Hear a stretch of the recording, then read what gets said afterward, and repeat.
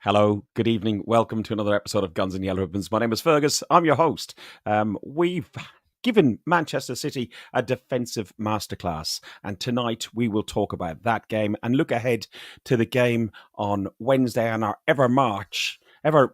whatever the phrase is. You know me, I cock up my words. Our march to try and win the Premier League title.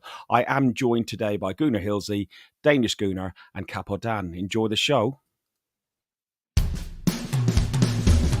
Get ready for the world's greatest Arsenal podcast. Welcome to another podcast by Guns and Yellow Ribbons. Enjoy the show.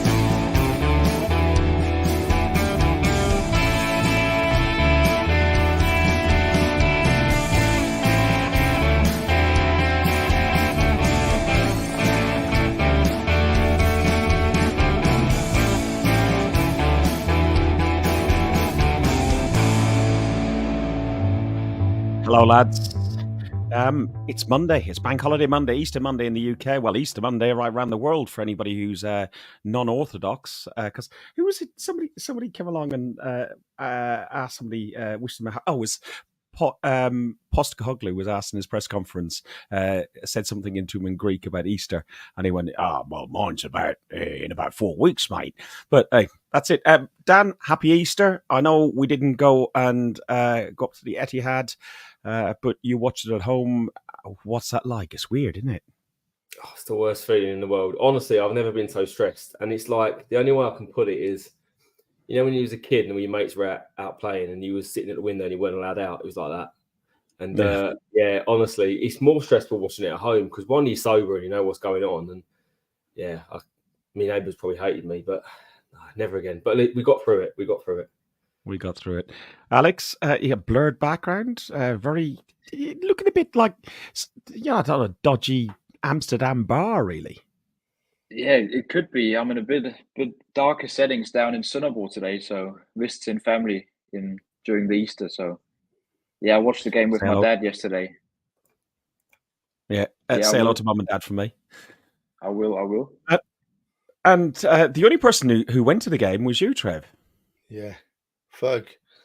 I'm so excited for this podcast tonight, mate, because I'm telling you, you could look at that game yesterday however you want, but being in that stadium, right, it was one of the most exhilarating, highly skilled, nip and tuck, edge of your seat, nail-biting game of the very highest quality between two brilliant football teams, mate. It was just, I didn't enjoy 1 second of the game. And the reason I didn't enjoy it was because I knew at any second there was 22 players on that field that could change the game at any second and it could go either way. Wonderful game. I just being there, I'm not taking a piss out of Dan, I'm sorry, but it was amazing to be there and watch 22 players of that quality and that skill going at each other, apart from a couple from City who were absolutely nullified. Dan, I wonder if he's talking about the 22 Arsenal players or the 22 Manchester City players. Have a look at this. So, I'm in the ground. I'm flying solo today. Biggest game we've played in years. I'm full of hope. Really think we can do it. Just need to turn up. Come on, Arsenal. Sober as a judge there, eh? That's what game we saw. What's happened here? Oh, I don't know what's happened here. My screen's gone massive. Listen, I've got to explain that, right? I got to Manchester at about 11:45 yesterday. He's gone. He's got to Manchester 11:45. We'll come back and totals. Mind you, to be continued. Joanne makes a great point. That's what happened in the game, really. So he's just summed it up in one word. But Joanne's got a really good point here about a proper George Graham performance. I was talking to a friend of mine who's been on the show before, Mem, and talking about a George Graham performance. I thought, and I said it to Trevor when I was chatting to him earlier, it was like a George Graham performance with the added flair of Arteta and so on.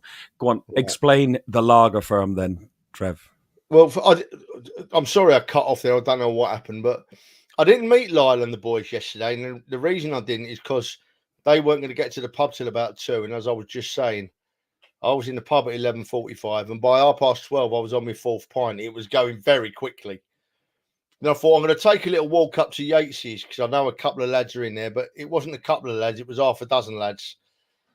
So I had about another 6 or 7 pints in there, and by the time I got to the Etihad, I was well under the influence of alcohol, as that video sadly shows.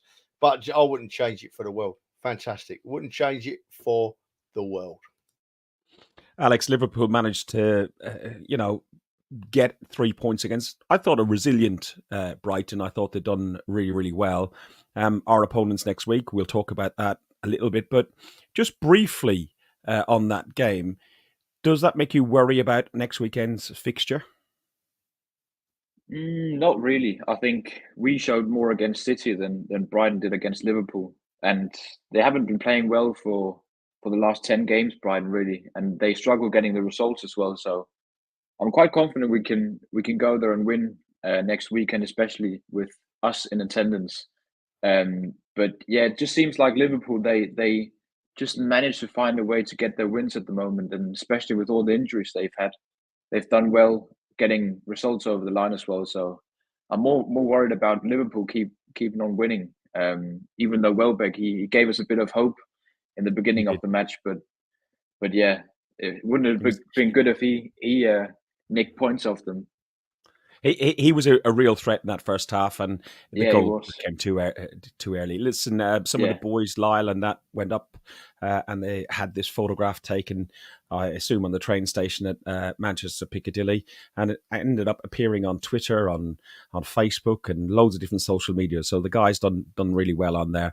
Dan, let's look at the lineups for this game. So if we look at the Arsenal lineup, let me just get rid of the graphic there. So we had Raya in goal, White, Saliba, Gabriel and Kivior, the back five that we'd want. Rice and Jorginho, exactly what I would have wanted in the midfield. Odegaard, Saka, Jesus, and I wanted to make sure he was playing out wide, so it wasn't at the expense of Havertz up top. What were your thoughts when you saw that lineup? And I will talk about the City lineup briefly as well afterwards. To be honest, that's the lineup we said about on Thursday that we was expecting and hoping for. Obviously, given Martinelli may not be fully fit to start, but biggest thing on that is looking at the bench and how much quality we've got in the squad now when everyone's fully fit. You know, that bench. I don't think Ramsdale, Tomiyasu, Zinchenko, Partey, Vieira, Smith Rowe, Trossard, Martinelli, and Eddie Nketiah. Yeah, you practicing your names, though? No. It's for audio as well. People listen to this as well as watch it, you know. Oh, they should come and watch us then. You keep saying about subscribing and coming and watch on YouTube. Sod the blooming lot on the on the voiceover. Come and watch us. If not, you don't get to see it. No, just generally seeing that it's going to be a big part of our running, having that sort of squad and that sort of depth, because we are going to have to rotate some players. We saw the quality that came off the bench in that game with Martinelli and Partey that I thought did quite well when they came on, and same as Tomiyasu as well. That's what will help win us the league, not just the starting 11. So good to see. Trevor, it looked like a 4-1-1 formation. It seems to be a formation that Arteta chooses to play, especially against a Pep Guardiola side, because when we beat them at the Emirates not the last time, but I think it was in a cup game a few seasons back, it was a 4-1-4-1 formation that seems to work very, very well.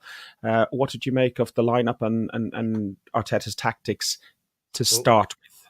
I was very happy with the lineup, much as Dan says. We didn't want to see the defence changed, and it wasn't changed. We wanted to see Havertz through the middle at all costs, and we saw it. As for the formation, Ferg, I saw it obviously through blurred vision, but for me, it was a solid back four. Jorginho and Rice in front of that back four, and the rest just chipped in and did what they had to do. If we broke forward, we broke forward quickly, and it looked like we could break it at times. And then when we were under pressure, I thought the two wide players, Jesus and Saka, were magnificent covering back and helping the defenders out, particularly on the Kivior side of the field, because I've seen a few comments today that Kivior struggled a bit. Kivior was the weaker of the four. But what I honestly think, my view, is that Pep Guardiola's looked at that defence of the Arsenal and thought, wow, these boys are class. The weak link of the four might be Kivior, and I honestly think that they played down that side a bit more just to test him, just to test Kivior, and I thought the lad did really well. Alex, if we look at the, I'll have you comment on the Arsenal lineup, but also comment on the lineup that Manchester City put forward. The Ortega, and Kanji, Diaz, Ake, whoever that is, number 24, Rodrigo. Audio for the listeners. Yeah. Come on, Ferg, read it out for the audio, guys. Come on. I'm not familiar with all these. Kozovic, De Bruyne, Bruno Silva, Foden, and Haaland. Lots of talent on there, but you can see that they are quite. Whilst they've got talent, they didn't have all their top players that they would have wanted, especially defensively, Alex. Yeah, I think, as you said, especially defensively. I think offensively, they had the players they wanted available, but defensively, they're missing their first choice goalkeeper, and then Walker and Stones, who've been good for them. So I think it might have been a game where we could have asked more questions with the lack of players in defense, and also Ake, he went out quite early in the game as well. So they had a lot of defenders out, but then you just look at the names coming in. Akanji, Rico Lewis is a good player as well. I mean, they've got quality players, even as their second and third choice in defense. So yeah, they've got some good players. But yeah, I think I was quite happy with the way Arteta set up tactically, because I think on the last podcast, I wanted him to have a bit more of a pragmatic approach compared to last season, where we pressed much higher. I think that in this game, we pressed higher when we could, and then when they broke through the first press, we sort of slotted back, and as Trev said, Saka and Jesus, they dropped back almost into a back six, and then we stood really compact and only really allowed spaces at their fullbacks, Gvardiol and Akanji. So because both Foden and Bernardo, they sort of go inwards. They didn't really stay wide. So I think we did well allowing space for the right people. So the likes of De Bruyne and Foden, Bernardo really didn't get on the ball too much in the dangerous areas. So I think we did really well. And then we still managed to press high in moments and catch the ball on their third of the pitch, and still managed to create chances. We just didn't take the chances in the end. 7 minutes in, the Arsenal faithful, who were very loud the whole game, paid tribute to Rocky Rocastle. It was his Rocastle day.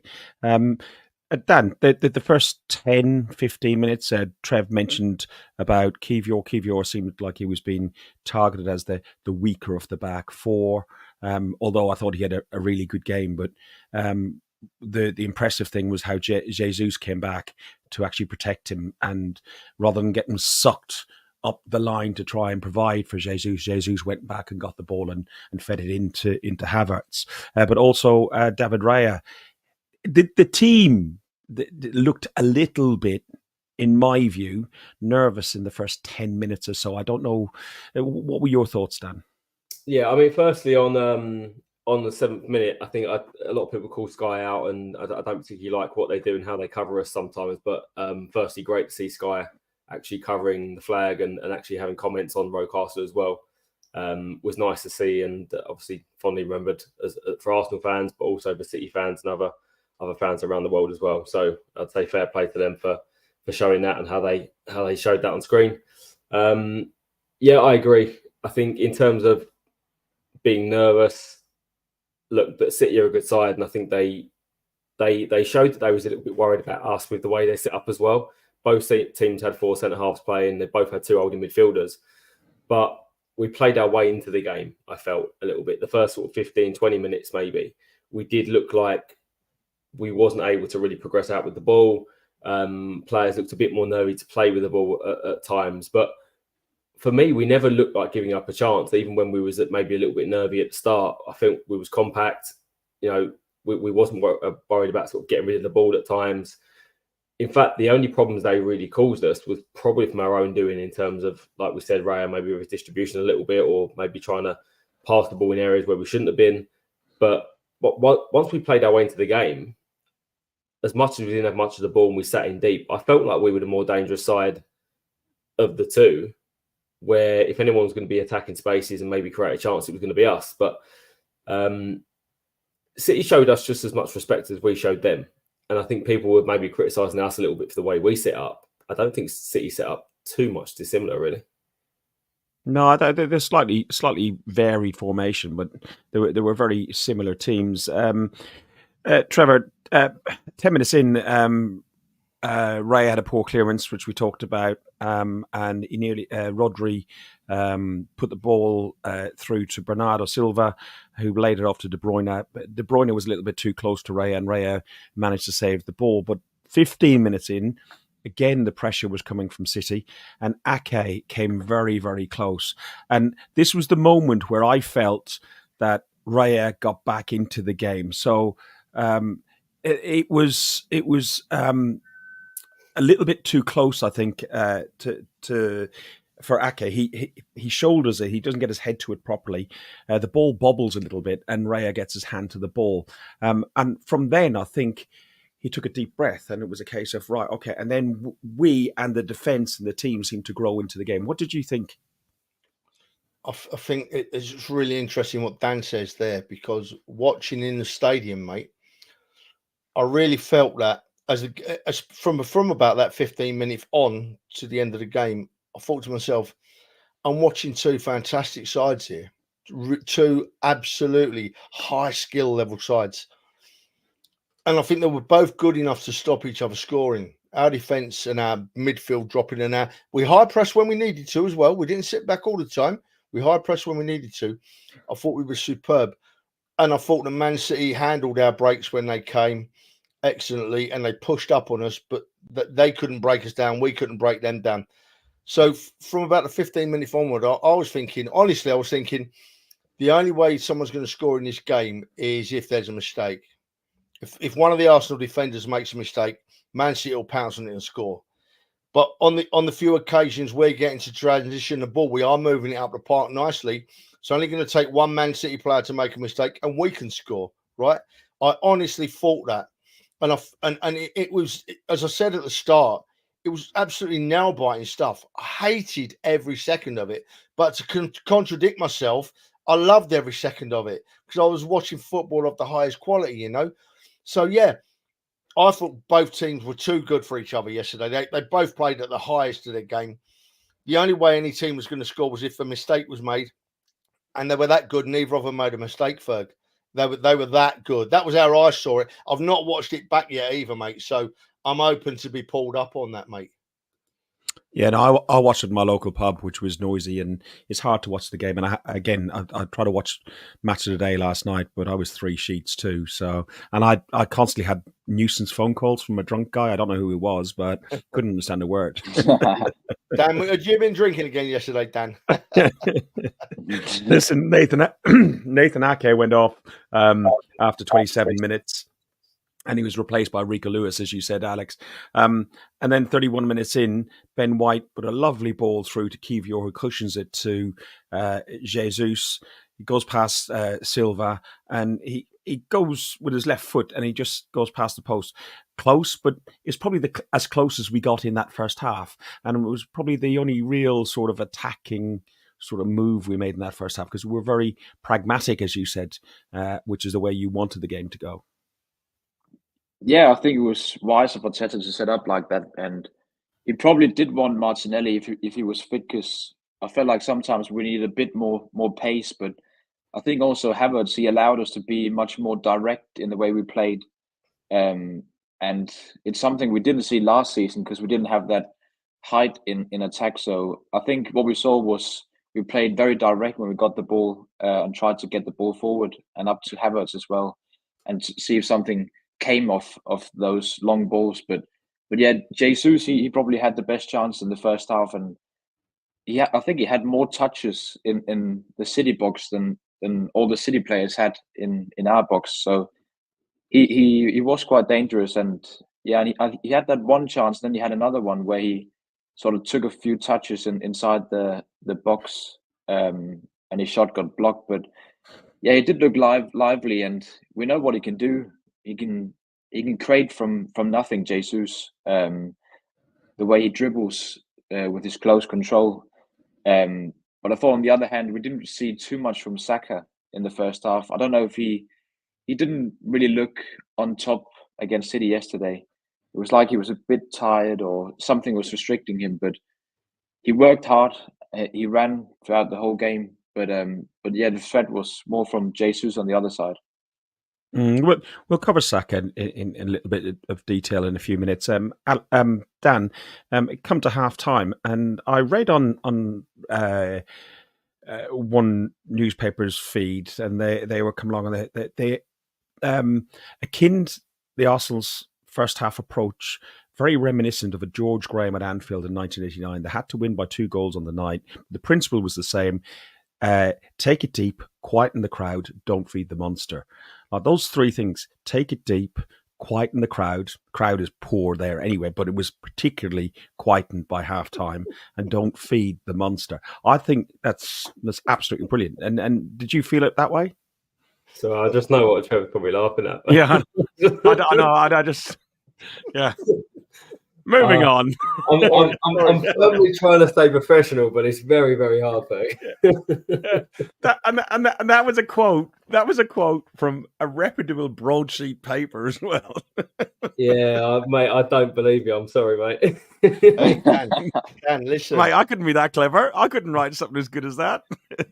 Dan, at this very time in 2 weeks' time, mate, we'll be doing a podcast from Munich. I wonder what that'll be like. Yeah, I'll tell you what, if I've had a beer at that point, the response to that will be very, very different.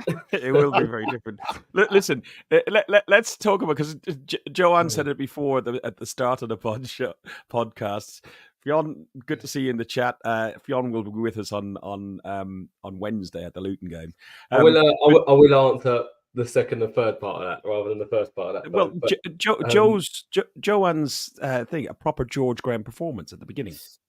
I think it's just more, we wanted to deny them space, similar to they did us. I think we had similar setups, but theirs was a little bit higher up the pitch than what ours was. But we had at times where we had our back four was very tight. And like Alex said, the 2 wide men were sort of back as near enough like a back 6. And it reminded me more of something like a Mourinho type performance than actually a George Graham type performance, if I'm totally honest. I mean, Mourinho used to do that quite a lot in the Champions League and set up that way. But then we had a near enough a box 4 in the middle. And we just sat off a little bit in their press in our lower block, where the front 2, Havertz and Ødegaard, was near enough marking Rodri. They were switching to where the ball was. One presses on Rodri, the other one presses the ball. They switch again, and one goes to Rodri, the other one goes to the other side. And then you had the 2 guys sort of sweeping up behind. And, you know, I saw it mentioned before about Ben White. I thought Ben White was fantastic as well. I don't think Kevill was necessarily a weak link as such. I think I don't think it was a weak link. I think he was exploited as the least experienced of our back 4. I thought he dealt with it quite well. I think he was more on the ball. Listen, he wasn't exploited. They attempted to exploit him, but he wasn't exploited, Ferg. I think the area that maybe let him down slightly was on the ball as opposed to being off the ball. But I don't think any of the team themselves were great on the ball yesterday. You know, we've gone to City in a place where it's tough to go to. We've kept a clean sheet. Defensively, I thought we were fantastic. But we've also gone there, for me, knowing we've got many, many levels to still go to improve. I think offensively on the ball. And that, for me, is more encouraging than anything else. The fact that I don't think we had the greatest performance going forward, and we've got a lot of room. I think sort of 9 times out of 10, we could play there and create more chances. No, I agree. I don't think I think we went there purely to make sure we didn't lose the game. I think we went there with a tactic of let's keep in the game. And I was sitting with a friend of mine and we said, look, keep it 0-0 for 20 minutes, keep in the game for 20 minutes, then gets to half time, and you go through stages. 0-0 at half time. I was over the moon with 0-0 at half time, and then as we built into the second half, I thought we became a little bit more adventurous, and we tried a few things. It was 52nd minute in. Odegaard came, put a ball through to Saka, and Jesus came close. I've got the photo of Jesus's miss. Akanji just managed to get in front of him. Otherwise, he would have gotten to it. I think so. Yeah, and Alex, he was just so unfortunate not to come off. That goal goes in, and the whole game just changes it, doesn't it? Yeah, it would have changed completely. But I think we had another chance which was bigger later as well, which we'll talk about. But yeah, I think a goal for either sides would have changed the game. But for me, I think compared to the game we played at the Emirates, I think what we did better was, as Dan said, we were better on the ball, and we weren't as direct. I think we took more time on the ball. Where I think yesterday, we were a bit too direct at times, and you can see it on the possession stats as well. I think we had 28% possession yesterday's game, 29%, where we nearly had about 50% in the last game. So we had much more of the ball at the Emirates compared to yesterday. So that wouldn't. Were we more clinical? Because I saw quite a few wayward passes, a bit sloppy at times. Like Odegaard, who I thought was a great, and again reading on Twitter, great in the press. Joanne's comments. She said she normally watches from a lower down, especially at away games, but because she was on tier 3, you could see how majestical he is and how much he can orchestrate a game. But he did have a few wayward passes, didn't you think? And other players did as well. Saka wasn't fully fit in my view. Whoa. Off the ball. Don't you start being negative now on me, you boys. I'm not being negative. You're talking about passes going astray. You're talking about we could have got forward more. You're talking about we could have played better. Absolute crap. No. I didn't say we could have played better. We could play better. How do you think it would have gone if we'd have gone to Main Road yesterday and played like we did at Sheffield United, or like we did? It would have been fine because there was no game on at Main Road. All right, if we'd have gone to Etihad yesterday, stop being picky, and played like we did at Burnley or like we did at Sheffield, would have got absolutely battered. Trev, isn't that just encouraging though? Performance of the highest quality. And if you're picking fault, pick fault, but don't spend long on it. I'm not picking fault. I was just asking about. The team didn't score a goal at Man City. Man City didn't score a goal. Well, I think it's 53 games we've broken their record. 58 matches at the Etihad since they were held to a goalless draw. So that they haven't scored a goal. So it's a fantastic result, but you can't hide the fact that some players, Saka didn't look fit in my view. I thought like he was substituted, and rightly so. But we talked about it on the phone as well. That's different. Saying he didn't look fit is fine. Saying he didn't play very well. I didn't say he didn't play very well. I didn't say Odegaard didn't play badly, but I did say there were some wayward passes.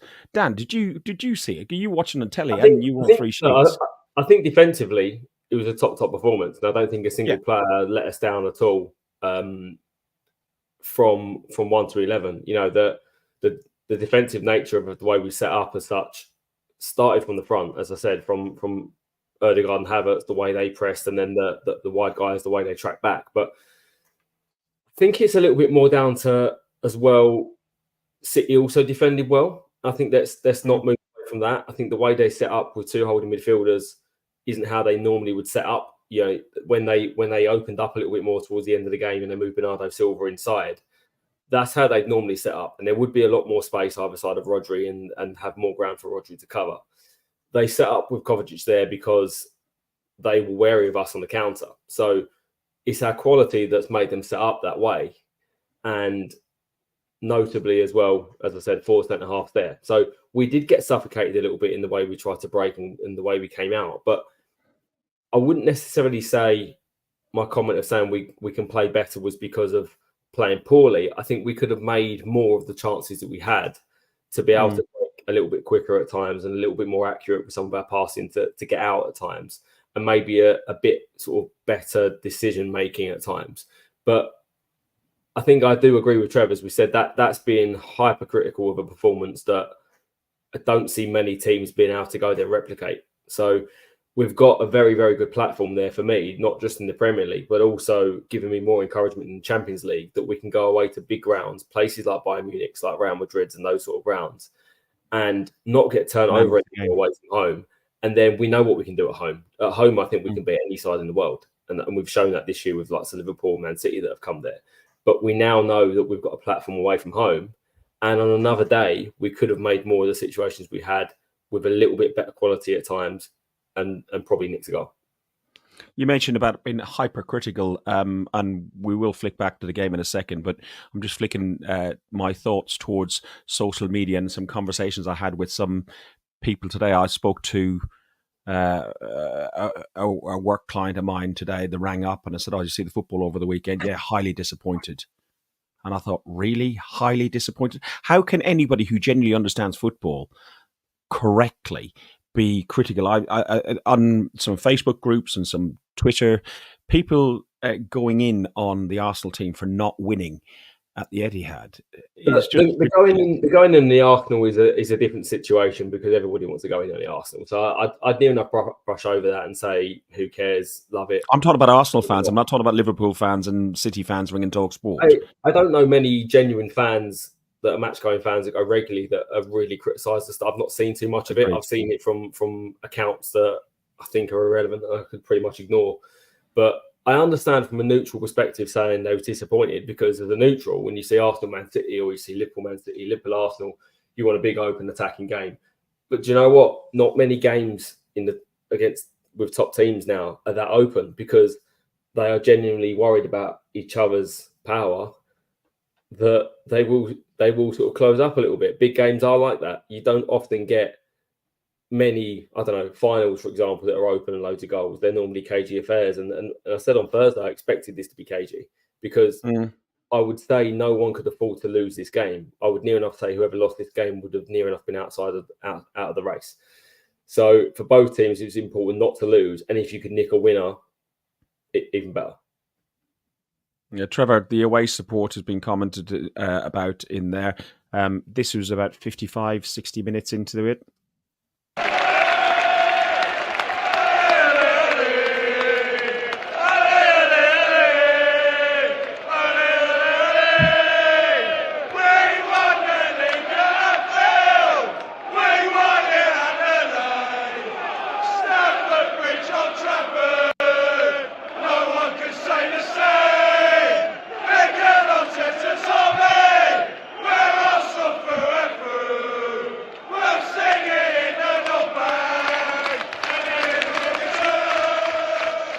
Trevor, this video, by all accounts, does not do that noise any justice.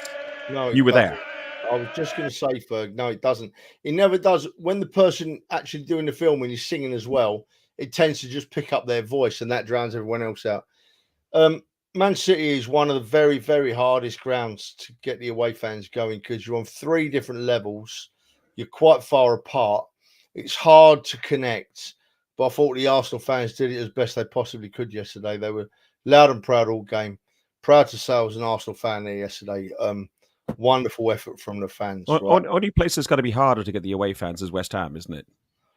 Yeah, West Ham is probably on a level. You know, it's a long...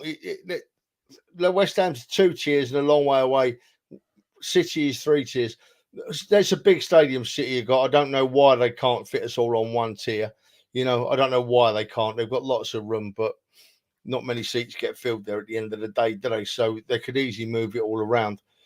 But yeah, the Arsenal fans, nothing but admiration and pride for the Arsenal fans, how they were yesterday. And how they've been all season, in fairness.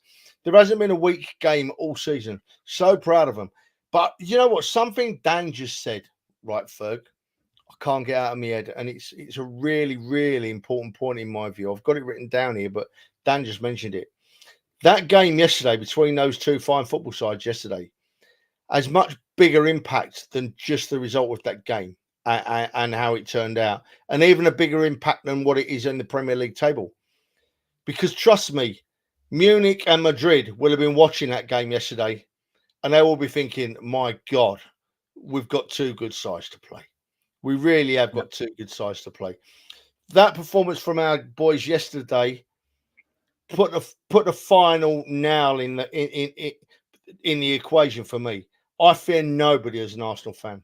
That the fact that we went there and held our own and wouldn't have been, we would have been, if we'd have won 1-0, it wouldn't have been a problem yesterday. We were worth it if we'd have won 1-0. But that was the final end of the story for me. We are now a side that can go anywhere, match anybody, anytime, any place. It tells a big story, that game yesterday, a massive story. It does. I thought it was a game that Arteta matured as well, because I've on a couple of occasions questioned sometimes when he's made some substitutions and how he's made the substitutions. But I thought he was quite clever in the way how he done the substitutions in this particular game. 61 minutes in, Doku and Grealish come on for Foden, apparently world class, and Kovacic. Who was Come on, you can do it. Go on, keep going. And then 2 minutes later, Arteta made almost counter subs in the sense of bringing Kiwior off, who had played 120 minutes for Poland midweek in Cardiff, and brought Tommy on and Partey on for Jorginho. Little bit later on, we brought Trossard on for Jesus and Martinelli on for Saka. Let's talk Partey briefly then. Alex, you said to me on your text you thought he performed very, very well. I thought he was running in treacle after 10 minutes. Yeah, I think in some areas he still looked a bit rusty. I think De Bruyne, he flew past him at one point and he looked so slow tracking back Partey. But then there were some other moments. For example, when we had the chance where Trossard should have squared it to Martinelli, that came from Partey breaking the lines and passing the ball up to Odegaard. And I think that's where we've missed Partey, and where Jorginho, he didn't have his best game on the ball yesterday. We didn't see much from Jorginho, but he did well defending. But I think Partey, he improved us on the ball when he came on.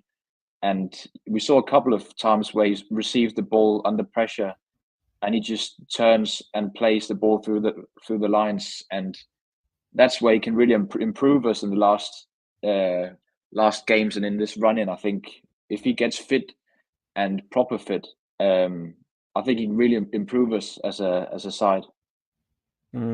Trevor, once you've had your water, what was your view from the stands of Partey's performance? I thought he came on and did all right. He played the part he had to play in the game. I was a bit worried that he might be a bit rusty, but he never gave that impression. Partey's got that demeanour about him, hasn't he, that makes you think maybe he could give a bit more, but he often doesn't. For me, all the subs were fine. And there's a comment there somewhere, and he's nailed it. Demsek, I just thought that when Tomiyasu come on, it took him a while to get up to the speed of the game. There was a couple of times when he had me biting my fingernails thinking, come on, Tommy, now. He played a couple of poor balls. But after 5 or 10 minutes and he was into it. So, no, we have a fantastic bench, don't we? I'm hoping that Jorginho was only taken off because he was tired, because I think much as we've said about our young players developing this season, Jorginho, for me, as the season has gone on, the more game time he's getting, the better he's playing. He really is a quality act. So I had no problem with any of our subs. And we mentioned, it's interesting, because we mentioned the City subs, and it's another real big pointer towards how the game was and just how well the Arsenal played, in that Foden was subbed off, not because he was injured. Foden was subbed off because he wasn't having an impact on the game. And Foden, along with Palmer and Saka, are probably the 3 best young players in the country for me at the moment, you know. And Foden got absolutely nullified yesterday. Haaland didn't get a kick. I know we're going to talk about that shortly. But now this is why I'm prepared to be pulled up. For me, De Bruyne had very little show on the game. De Bruyne didn't get much of a look in either. And if you're playing against City and you're keeping De Bruyne, Foden and Haaland quiet all game, you're doing something right, you know. You really are doing something right, mate. When the players went off at half time, City looked very frustrated, and hence why they came back and a bit more fired up in the second half. But the one who was most looked most frustrated was De Bruyne. Dan, talk to me a little bit about this Haaland chance then. The guy is a goal poacher. The guy is a machine. He's not a footballer, baller sort of thing, but you put a ball and a football net in front of him, most times he scores. And in this case, he just totally fluffed his lines. You know what it is? He's a player that if you give him a split second or a tiny bit of space, he's got pace, power, and he's a great finisher, and he will punish you. But a bit like De Bruyne isn't the sort of same player as like an Ødegaard. Ødegaard likes to get on the ball. He likes to make things happen with the ball. De Bruyne, I was watching him yesterday, and you always see him move away from the play. He tries to move into space, and as soon as you give him space, that's it. He's deadly. He'll pick out a cross or he can finish. But we didn't give him space yesterday. That's the key. That's why they didn't look fantastic. And that's why Haaland barely got sniffed, because they had no time on the ball. Gabriel was in his ear constantly, sort of having to go at him. I don't know what he was saying, but it was obviously working. And it looked like he was rattled. And he looked like a young player. Yeah, but he looked like a young player that hadn't had that before and didn't know how to deal with it. And I think Gabriel absolutely schooled him. And look, Saliba was fantastic. I know he got all the stats of he was first in every single stat, but for me, Gabriel was the man of the match, and he was the best performing defender on the pitch all day long. He was up for the fight. He wasn't going to give him a second. He could wrestle with him. He could play the ball on the ground. And the one chance Haaland did get, I'm not really sure he would have scored from there anyway. But yeah, I did like the Roy Keane comment that he looked like a League Two player. I do agree. To be honest with you, he didn't look great yesterday, but none of their attacking players looked fantastic yesterday. The closest I thought they got to actually looking like they were going to make something happen was Doku. Doku's very direct and he's very difficult to defend against. And I think the comment about Tomiyasu sort of being slow to come up to speed was more the fact that Doku is a real tricky winger. That was City opening up, saying we need to go for it, and he was sort of their outlet that can beat a man and then find some space. But yeah, look, we dealt with it very well, and Jorginho was a massive help as well. But I said to Lyle earlier, I was messaging, and I said about having a difference maker. And I think the one thing this team needs is that sort of maybe Mbappe or Thierry Henry or that sort of player. But until we get that, I think Partey could also be a difference maker. Like Alex said about finding space and feeding the ball quickly between the lines into Ødegaard. That's something that he does that our other midfielders don't do. Rice can pick a ball out, but maybe needs another sort of 1 or 2 seconds to get the ball under control, to pick his head up and pick the ball out. Same as Jorginho. Whereas Partey, he looks like, as we said earlier, his demeanour maybe looks like he can give more. He looks like he's got time and space on the ball when he hasn't. And that's sort of the difference that we need in our team. But yeah, brilliant player to have back in the squad as well. Trevor, Alex mentioned the opportunity for Trossard where he could have put the game at 86 minutes, 1-0 to the Arsenal. Heart-in-mouth moment, I expect, on Tier 3.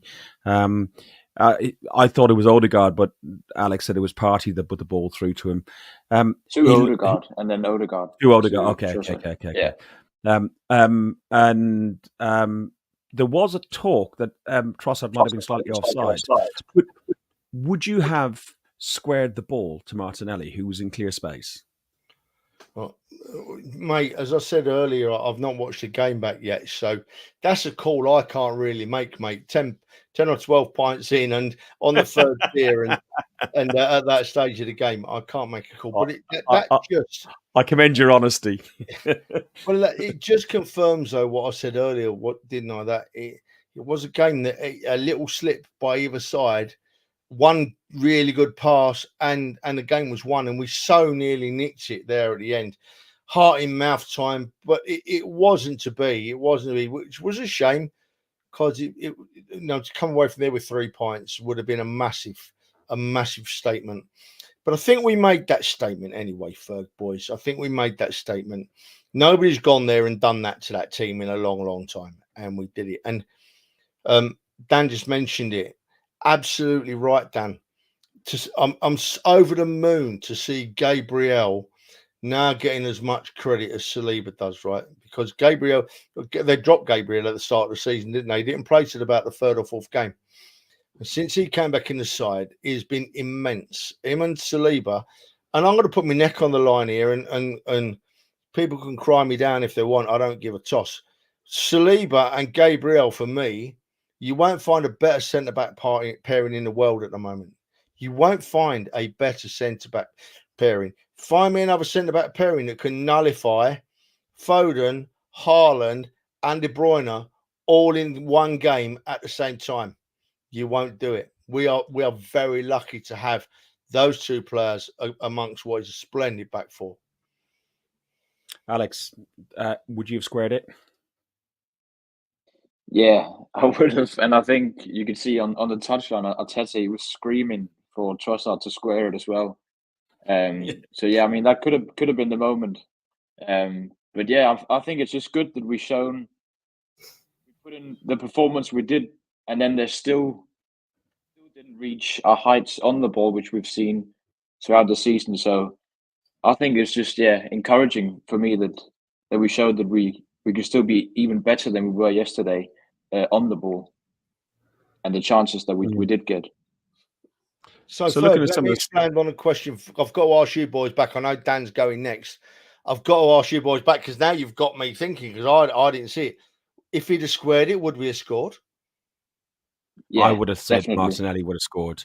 The question would have been, when the ball went through from Odegaard, was Trossard slightly offside? Again, I've not seen it clearly enough. I haven't seen any lines drawn or anything like that. So, but if Martinelli had that ball, knowing Martinelli and the positioning he was in, it was a clear goal. Dan, yeah. First touch wasn't great from Trossard. I think that sort of the message you got there. I think that set him up a little bit, but I think people are watching it on TV thinking a bit like this is a game of FIFA on a PlayStation and he can control it instantly and put the ball across perfectly. From someone running at that pace to have a great first touch, to see Martinelli from where he ran from deep, and then to put the ball across perfectly for him to score. It's like 100 to 1. I don't think it was as sort of gilt-edged chance as people think it was. Most times you see balls like that come across and it's either too short and defender clears it, or it's too long and then maybe the winger runs off towards near the corner flag, and then not for me. A bit harsh, I think, on Trossard. Let's look at some of the stats of the game. So shots was 6 versus 12, but on target, bearing in mind the home team, and they're the world's best football team, treble-winning title holders. They managed one shot at home against Arsenal, and Arsenal, who only had 29% of possession, managed 2 shots on goal. That, for me, that screams out a huge amount, Trevor, doesn't it? Yeah, I'm not really a big stats man, as you know, Ferg. But if you'd have asked me without showing them stats what I'd have thought of the game, it would have been the same. So, yeah, I'd have said, Man City had more of the ball, but they're the home side. The onus on them is to play well in front of their home fans.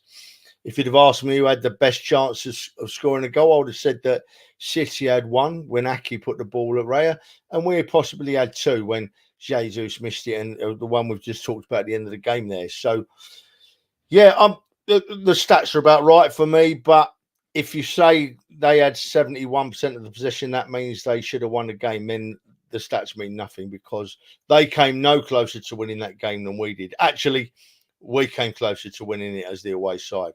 And Trev, I showed you this one as well. The improvement we've made. This is from Match of the Day. They 22-23 to 23-24. Played 2 games in the season. We conceded 7 goals last season. We conceded none against Manchester City this season.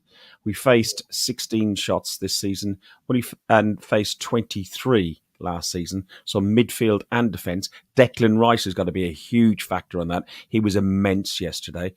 Shots faced on target, 2 versus 15. So in 2 games, 180 plus minutes, Manchester City have managed to get 2 shots on target against the Arsenal.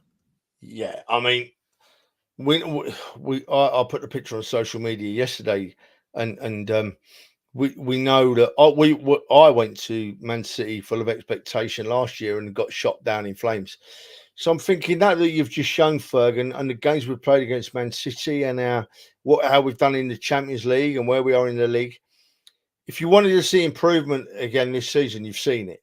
You've seen it. We're a better team than we were last year. And last year we were a better team than the year before that. So we've moved on again. Are we in a position where we should be winning things? Absolutely. I think we're good enough now. I think the building blocks are firmly in place now for us to go on and be a team that win things. Hopefully it's this season. Very much hopefully it's this season. But going back to them stats against Man City, they're more important than the game stats. Showing the year-on-year stats against Man City, you look at them and you think, well, it's clearly obvious that we're a better side than we were then last year. We're maybe we're not better as skill when it comes to skills, but we're better at understanding and reading a game. And as you just said, Ferg, we've got a bloke in Declan Rice, and we spoke about it before we had come on air, didn't we? We got a bloke in Declan Rice who's a bit psychic when it can't. He knows where the ball's going about 3 seconds before it goes there. It's an absolute pleasure to watch him and his work rate. And he's made a massive difference this season. Arteta has come on another year as a manager. He's obviously learnt loads. We can see that in our results and the way we play. The couple of free players we've brought in are all doing really well. We're in a great place, mate. We're in a great place. This time last year, just before the crash came, I was saying, be excited, Arsenal fans, be excited that we're better than we were last year. And I can say it again this year with every confidence. Be excited, because we've moved on again. We're at another level again. And as Dan rightly said earlier in the show, I still don't think we've seen the best, Ferg. I still think we've found more yet. I'm ready for winning things. I really am, mate. We're that good. Mikel Arteta is the first Premier League manager in history to complete a single season unbeaten against Pep Guardiola's Man City and Jurgen Klopp's Liverpool. Head-to-head against those sides, Arsenal have had 8 points and +3 in goal difference. Manchester City and Liverpool have gained 3 points each, and -1, -2 respectively, out of 12 points. We talked, Dan, about the importance, and in particular Trevor did at the beginning of the season and even in the international break, we talked about the importance about winning those games in the Northwest. We've taken 4 points from the teams in the Northwest in Liverpool and Man City. We've taken 6 points against Everton. We've taken 3 points against Manchester United, albeit that we still have to play them up there. But it's massive. If we can go up to Manchester United, which we'll talk about the run-in, we go up to... Go on. Wait. I'm only whispering. But you said we'd taken 4 off of Everton. We ain't played Everton yet, 6. mate. No, we ain't Everton, played we played Everton yet. Last game of the season. Yeah, last game We've of the season. played them once. I'm whispering because I don't want anyone to know that you make mistakes. You know what I mean? So we beat Everton at Goodison, and didn't we play them at home? Yeah, we play them last game of the season. It's the last game. Yeah. No, you're right. Yeah. Hopefully, no one noticed your mistake, Ferg. No, nobody noticed. You didn't highlight it at all. Karen, thank you for that. Thank you for that. Thank you for that. Thanks, Karen. Dan, the point being how important it is in the Northwest, with the Northwest and London are the two conurbations of a lot of football teams. We do well at London last season and this season, and we're doing well up there. Ferg, I don't know what you want me to do with that, mate. I mean, I'm not exactly like Roy Keane or any of the top pundits. If you give me incorrect facts, I can't deal with it, mate. I'm sorry. Just brush over it and move on to something different, and that's what you should do. I can't, no. I think it's a show of maturity, right? And I think that's what that performance was yesterday, mature and disciplined. And you have to have that when you go to difficult places. I think that's the biggest area that we've stepped up from last year to this year, is that we're maybe not as gung-ho. We're not quite as aggressive at times in terms of going forward. We're quite happy to defend and then know that we'll create a chance. And that comes with experience. You know, we went for it a bit too much, I think, at the end of last year, that we conceded a couple of sloppy goals and we was on the back foot. And this year we don't seem to have as many times where we are on the back foot and we have to now open up and come back and try and score 2 or 3, that we can nick a 1-0 win and take 3 points. You know, our clean sheet record and defensive record away from home, I don't remember us having a record that good for many, many years. and not just in the last 2, 3, 4, 5 years. I'm talking 20 years. I don't remember us having that good a record that often. Maybe 1 or 2 seasons. I don't know the stats, but it'd be really interesting to see how many goals we can see away from home over the last 20 years and where this sort of puts us at the minute. Because I would imagine it's right at the top. We're very close. Alex? Yeah, I think it's a bit of a weird one because then when you look at last season and where we've lost points this season, we've lost points against Fulham away, where we won 3-0 last season. Then we've lost points against West Ham at home, where we won 3-1 last season. And then Villa away, where we also won 4-2, I think it was, or 3-2. So I don't know.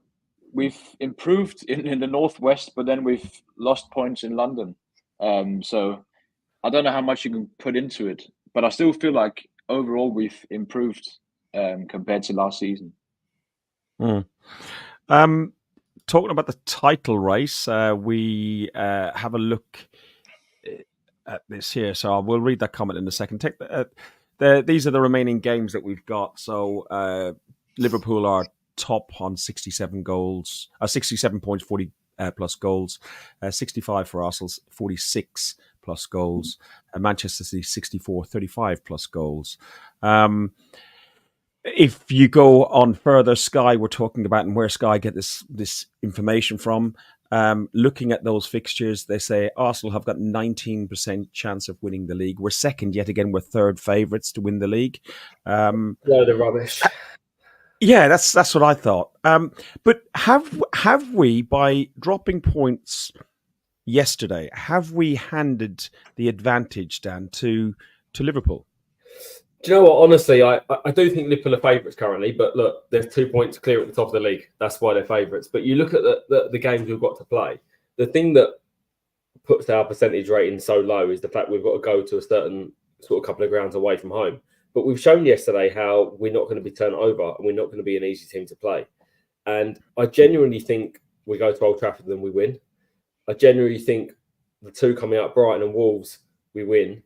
And look, a derby is a derby. Anything can happen in a derby. But there's certainly nothing there that worries me with them a lot of the minute. So there are away games that are probably our toughest games. Our games at home, I think we're going to go and win every single game for the rest of the season. And I think with the crowd behind them and the way we've been playing at home, I'm not worried about any team coming to the Emirates. So I genuinely think we could go and win our remaining 9 games. But then you look at the other teams, and I think you could also say something very similar. I think City have got probably the easier of the run-in.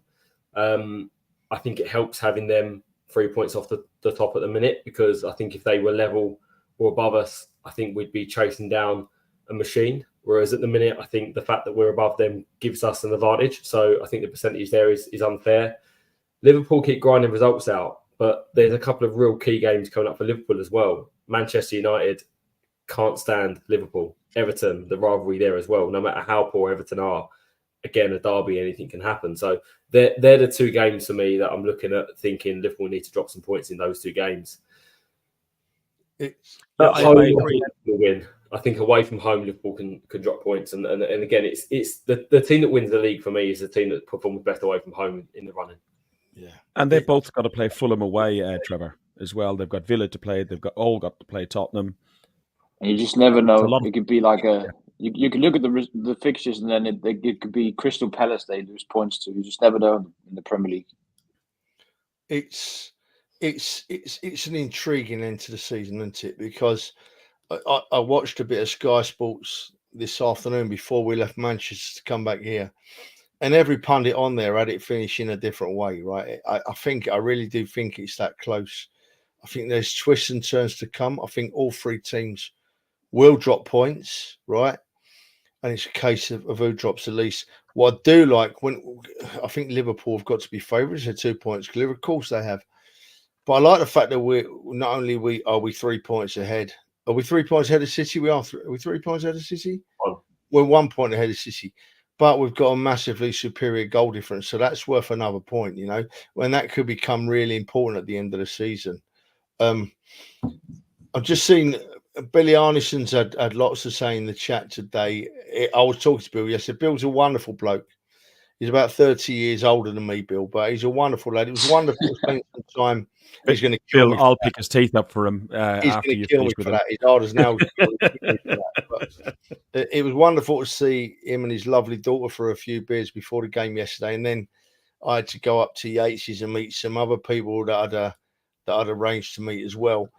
But Bill's got a lovely point there. It could likely, we've got Tottenham away, then we've got Man United away, and I'd love to win it at one of them two places. We just need City and Liverpool to have a bit of a trip up, us to turn it on, and then to go away to one of them grounds and win the championship would be just the icing on the cake for me. Let's just win it. But going back, I drifted there, and I do apologise, people, but there's twists and turns to come yet. There's points to be dropped and there's points to be gained, and I think it's going to go right to the end. Right to the end. It can go anywhere to three. All three teams are good enough to win it. Listen, Wednesday night football's back again. It's going to be incessant between now and the end of May.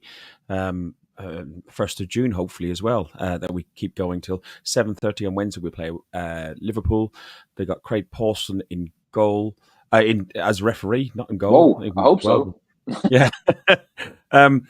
We had a humdinger of a game against Luton at Kenilworth Road. It was left late. It was carnage in that away end. None of us were fortunate enough to have tickets to go to that game because they are rarer than Trev's teeth after Bill's finished with him. So You will have to duck Bill for the next couple of games. Yeah, I think you might. And it was a 4-3 winner.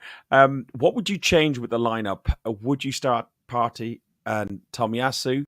Would you start Martinelli for Jesus? What do you think? Luton's form at the moment, they lost to Spurs recently, drew at home to Forest, lost to Bournemouth, drew away at Palace and lost to Villa. 18th in the league, only had 2 clean sheets. Alex, I'll go to you first of all and get your thoughts on this game. Yeah, obviously we don't know the exact fitness levels of our team, but I think I'd rotate a bit and still show Luton the respect they deserve.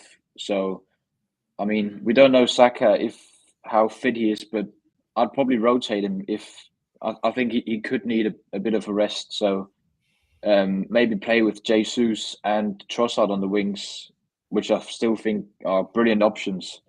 And then maybe get Partey some game time and play him in the midfield with Rice and Odegaard.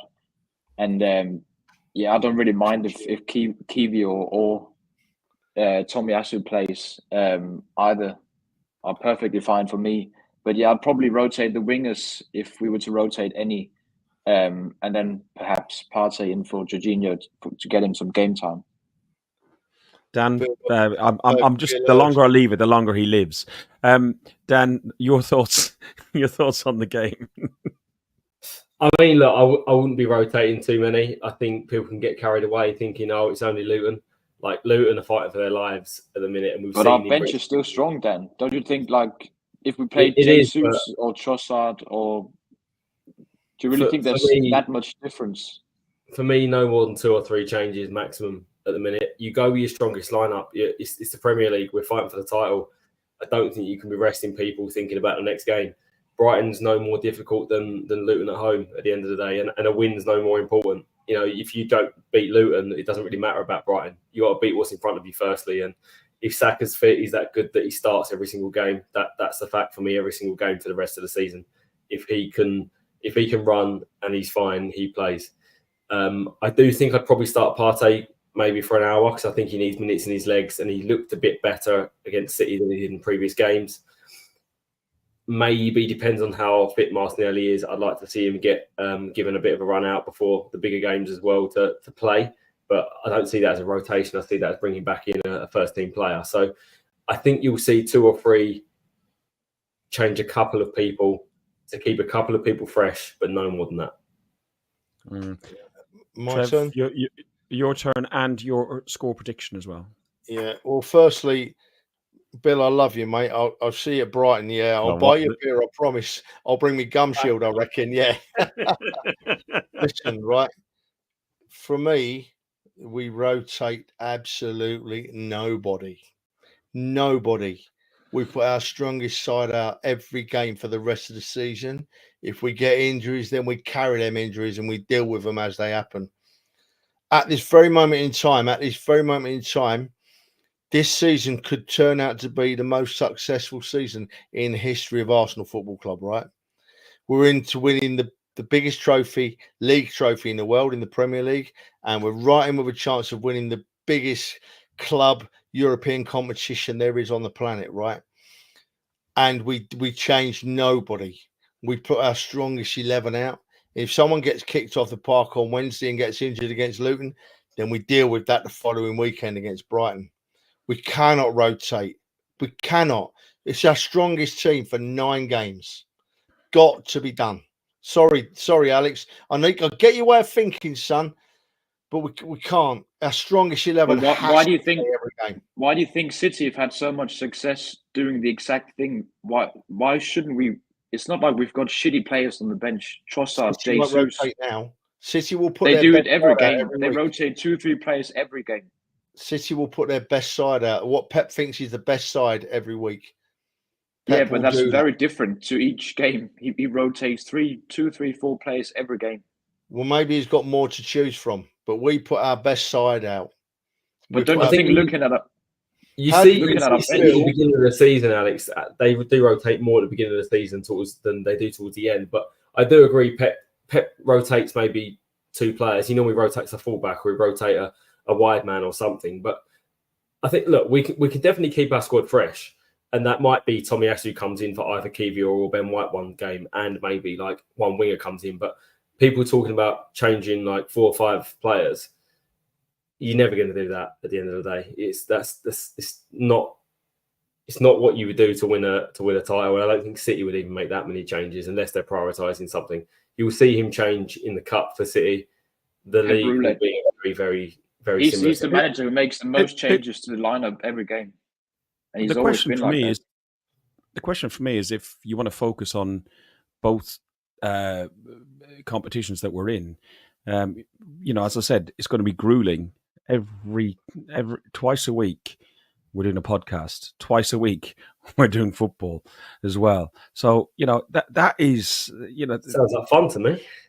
It does sound like fun, but when you think about it, if we want to go all the way in the Champions League, okay, we've only got, technically speaking, 5 games to the final, but 5 games on top of the 9 games, that's like 14 games. I can add up to go. We do need to rotate at this late stage in the season.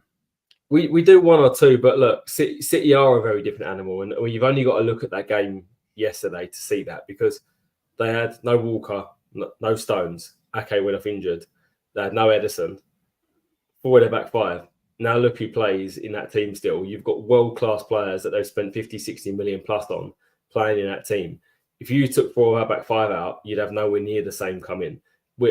And that goes for 99% of the teams in the world at the minute. City are, and they're just. I agree, but I think a completely different team. I think we've got to take the opportunity against Luton and possibly Brighton, with Bayern Munich in mind, to get some players on the fringe up to fitness and give them some game time, and also to rest some. I don't see how it make our team worse if we, for instance, play Tomiyasu, Partey, Jesus, and Trossard in the Luton game. Let me tell you how it makes a difference. Let me tell you how it makes a difference, Alex. Because for the last 6, 8, 10 games, however many it's been, we've had White, Gabriel, Saliba, and Kiwior at the back. They played with each other every week, right? Playing with each other every week sets a scene. You know what everybody's going to do. You just said how well Tommy did when he came on against City. Tommy came on against City and looked bad for the first 10 or 15 minutes. He really did. So, yeah, I can see your point you boys are making about do we need to rest players. We've got 8 more weeks of the season. We've got a possible 14 games. That's less than 2 games a week, right? These players can do that. As long as they're not injured, they can do that. So we play them. If they get injured, then we bring in someone else.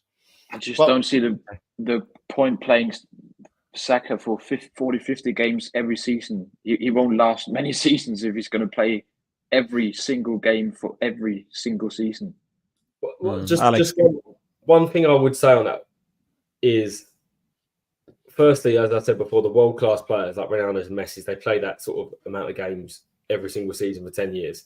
Saka is able to do that, and I think he's got to deal with that if he wants to take it to the next level. But you see a difference in teams that get on a run and win and play every 3 or 4 days. You don't need to rest as much then. You actually see more slip up when teams have a big rest of 15 days, 19 days, 20 days, as we've seen, that players are not as sharp, that you can't replicate match games in training. It isn't the same thing. And you tell them players, if they're winning every 3 or 4 games, that they want to have a rest. None of them are going to want to have a rest. They're all going to be wanting to play. And the adrenaline that they'll get when they play, that'll nullify any little knocks they've got. They're more than capable in this running of playing every single game to the end. I do agree there will be 1 or 2 rotations, but I don't think any more than that. And score prediction for Wednesday night. 3-1. Alex, score prediction for Wednesday night. I predict 3 changes and then a 3-0 win. Trevor, I booked the pub. I sent a message to the landlord. Can we have the usual table for Tuesday night? He messaged me back and said, if you're going to watch the football, I recommend you book it for Wednesday night. And I replied back, I was just checking if you read my texts. So the table is booked for Wednesday. What's your prediction?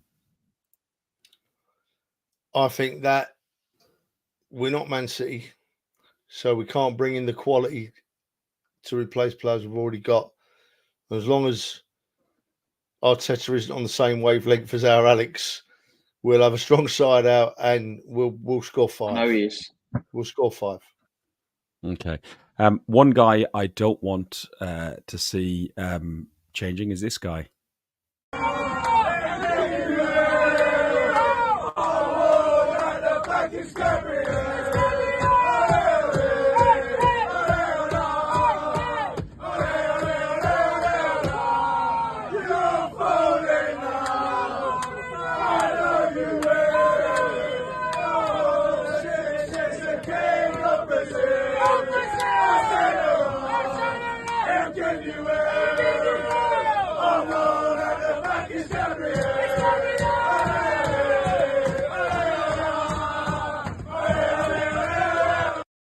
Trevor, that's not first class, so you wouldn't see that when you're on the train. So, like for you, you get the first class train. I wouldn't associate with that rabble. I'd be getting my free cup of tea up the front of the train.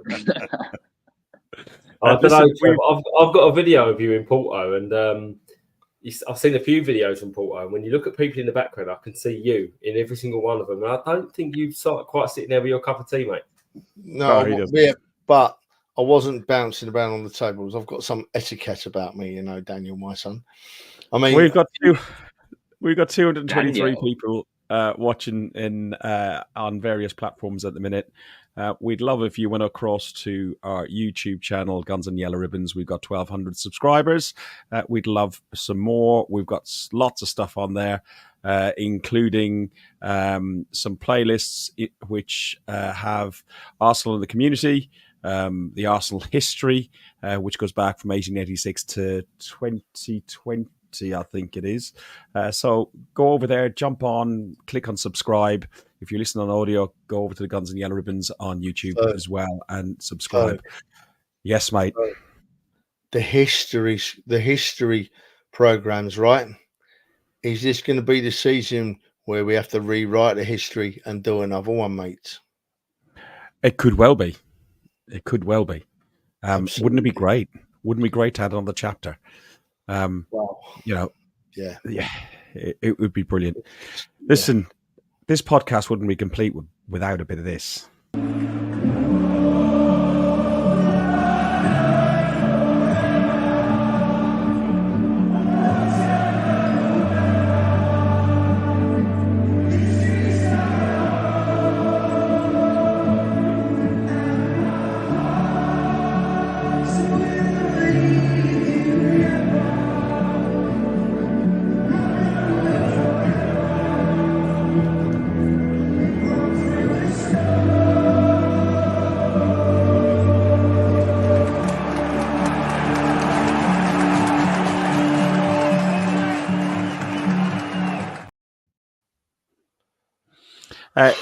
couple of things that we should congratulate is our women's team as well. They've won the Conti Cup.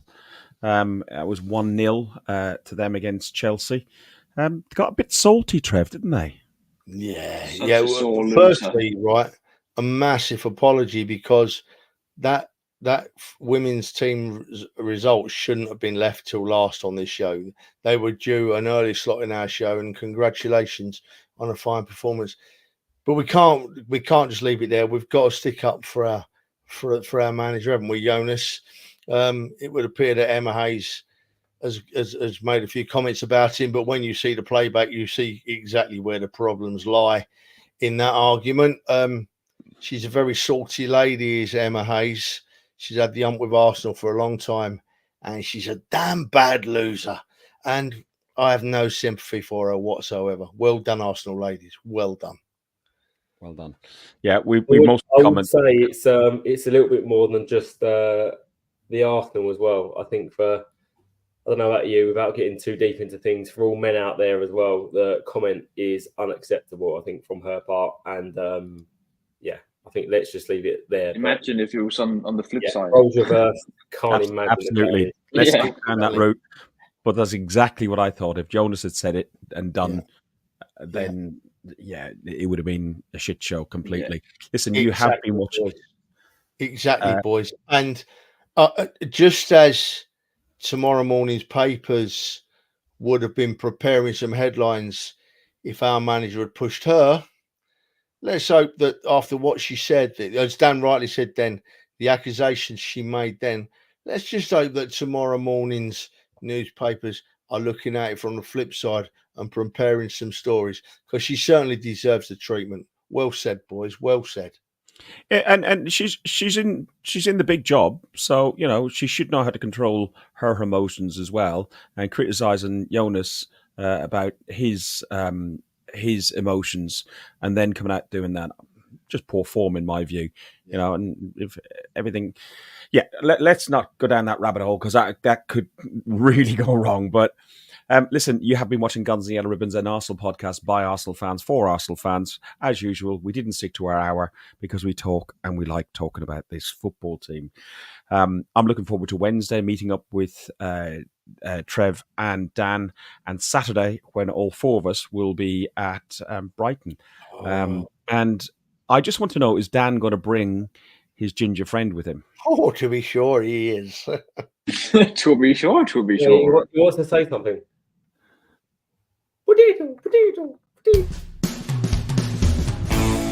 Thanks for listening to Guns and Yellow Ribbons, an Arsenal podcast by Arsenal fans for Arsenal fans. Follow us on Facebook at Guns and Yellow Ribbons or Twitter at Guns and Ribbons. And remember to rate and review us too. Up the Arsenal.